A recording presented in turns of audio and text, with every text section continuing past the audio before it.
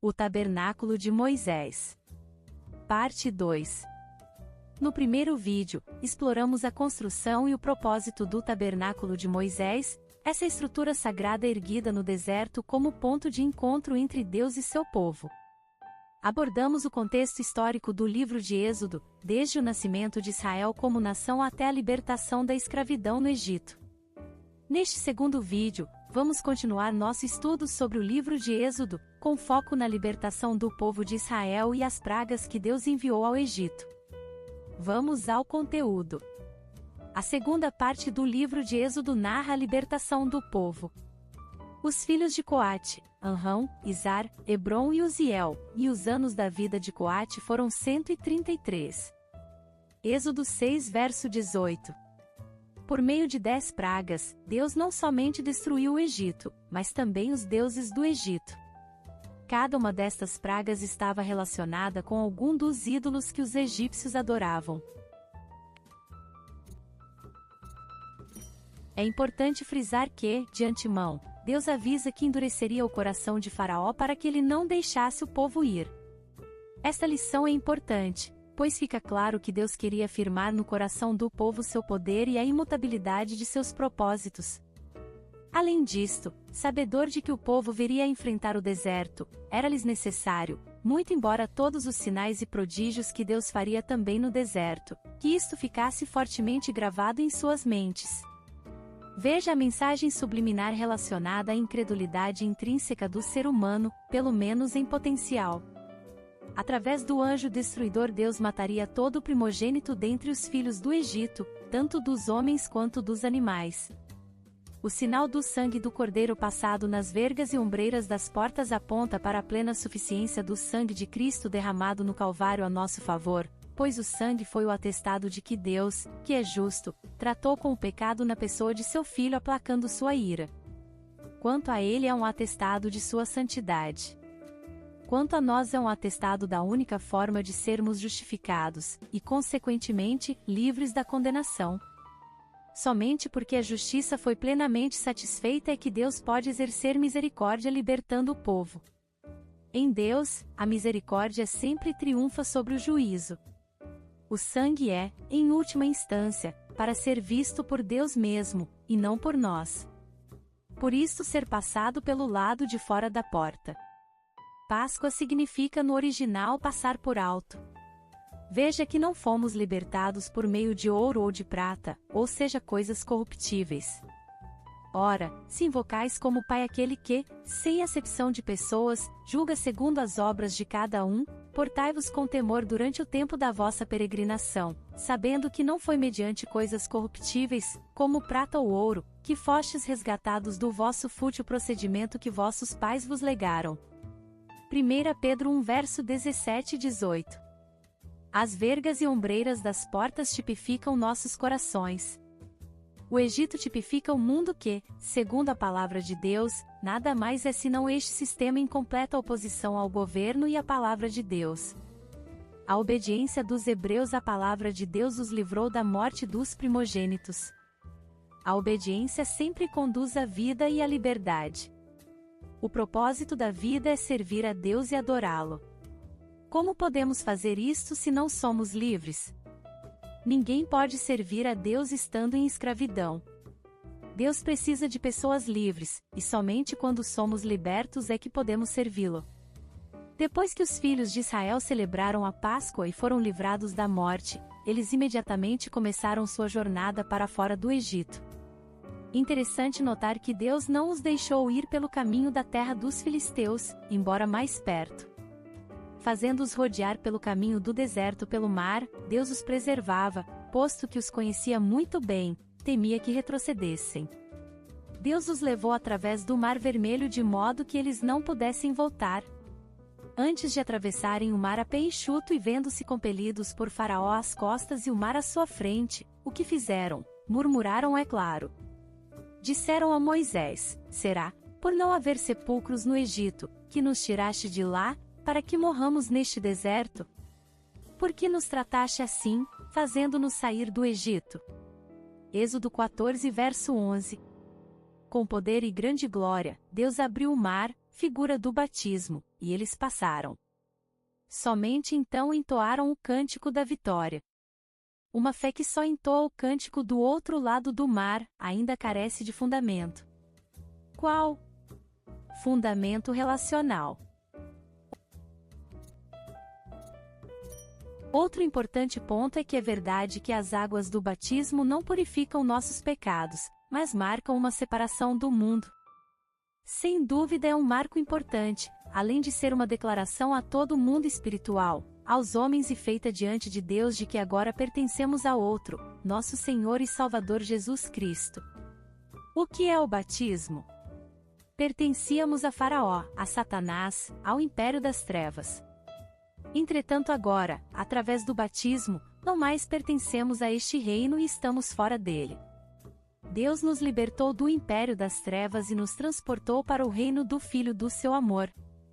Ao lembrar do dia em que fomos batizados, devemos nos fortalecer, pela consciência de seu significado, quanto ao fundamento de nossa separação. Somos de Cristo. Daí entendermos a realidade espiritual do que é a Igreja e do que é ser incluído nele. Somos agora integrantes do corpo de Cristo. Nossa inclusão se deu pela fé na obra de Cristo a nosso favor na cruz do Calvário. O batismo, ainda que não seja o despojamento da imundícia da carne, certamente é a indagação de uma boa consciência para com Deus, por meio de Jesus Cristo. Depois deste episódio, os filhos de Israel viriam a vivenciar experiências que retratam bem o que, como disse Jesus, é a natureza humana. Para as águas amargas de Mara e a murmuração correspondente, Deus lançou nelas uma árvore, figura da cruz, e elas se tornaram doces. Elim foi o oásis, onde havia 12 fontes de água e 12 palmeiras, que se seguiu a este episódio. Depois da cruz sempre a plenitude. Na cruz, sempre depois da morte vem a ressurreição. Chegando ao deserto de Sim murmuraram agora por carne. Resposta de Deus, o maná, com toda a sua significação e simbologia. 2 pontos importantes. Neste caminho de infância espiritual, Deus concedia a eles seus pedidos, muito embora todas murmurações, apesar do que o Senhor já havia feito por eles. Isto ratifica a forma pela qual Deus os libertara, isto é muito óbvio. Eles não discerniam, ao contrário de Moisés, que as suas murmurações não eram contra o Moisés e sim contra o próprio Senhor. Após dar o maná, interessante notar que há o registro de que os colheram mais outros menos, mas nada faltou, princípio de 2 Coríntios 8. No entanto, ainda assim havia desobediência quanto ao colher do maná. Eles, porém, não deram ouvidos a Moisés, e alguns deixaram do maná para a manhã seguinte, porém deu bichos e cheirava mal. E Moisés se indignou contra eles. Êxodo 16 verso 20. Incredulidade e desobediência sempre andam juntas, e Hebreus é claro quanto a isto. Acampando em Refidim murmuraram novamente por água. Deus, por intermédio de Moisés, feriu a rocha e dela saiu água. Massa e Meribá foi o nome dado àquele lugar. Por quê? Porque lá contenderam os filhos de Israel e lá tentaram o Senhor dizendo, apesar de todo o histórico de feitos gloriosos afinal, está Senhor no nosso meio ou não? Sabe o que acontece depois? Aparece Amaleque, figura da carne, e peleja contra Israel. É sempre assim. Depois da incredulidade, vem Amaleque. Neste ponto aparece sabe quem? Josué. Saiu a pelejar contra Amaleque. Enquanto isto Moisés, ajudado por Hur e Arão, mantiveram as mãos de Moisés continuamente levantadas, símbolo de dependência de Deus, e por meio desta atitude intercessória a luta contra Amaleque foi vencida. Quem se incumbiu de desbaratá-los? Josué, e a fio de espada. Aqui é mencionado o primeiro altar edificado por Moisés. O altar se chamou, O Senhor é minha bandeira. Por quê? Porque o registro bíblico diz que assim foi, pois Deus mesmo disse, haverá guerra do Senhor contra Amaleque de geração em geração. E assim o é até hoje. Depois no episódio da chegada do sogro de Moisés vemos um importante princípio de administração das coisas de Deus. Moisés atende ao conselho de seu sogro de colocar homens qualificados para ajudarem-no na tarefa de tratar as coisas no meio do povo. São então constituídos chefes de 1000, chefes de 100, chefes de 50 e chefes de 10 que se incumbiriam de julgar as questões menores e somente as mais difíceis seriam então trazidas a Moisés. A qualificação destes era que fossem homens capazes, tementes a Deus, homens de verdade e que repudiassem a avareza.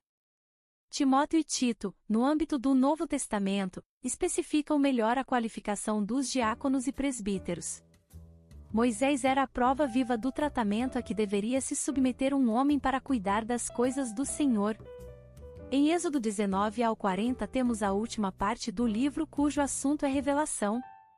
Chegando ao deserto do Sinai, 3 meses depois da saída do Egito, acamparam-se ali ao pé do monte, Sinai ou Horebe.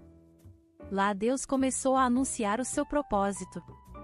Deus revelou sua mente para seu povo e para auxiliar a compreensão desta revelação de seu propósito, deu-lhes 2 coisas, a lei.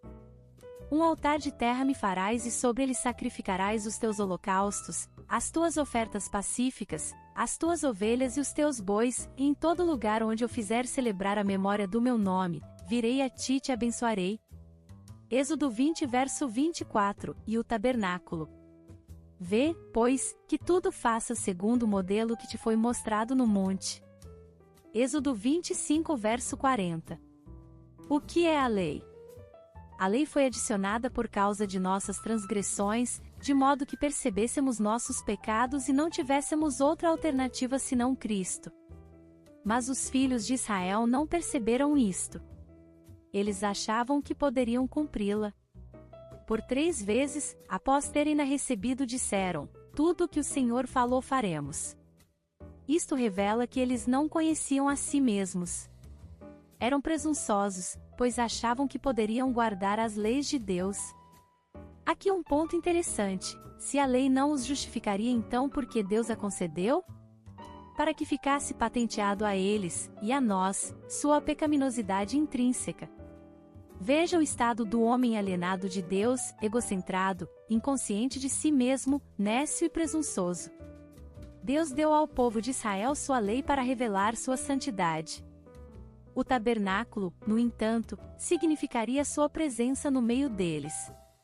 Claro que o tabernáculo traz consigo verdades eternas quanto à pessoa e obra de nosso Senhor.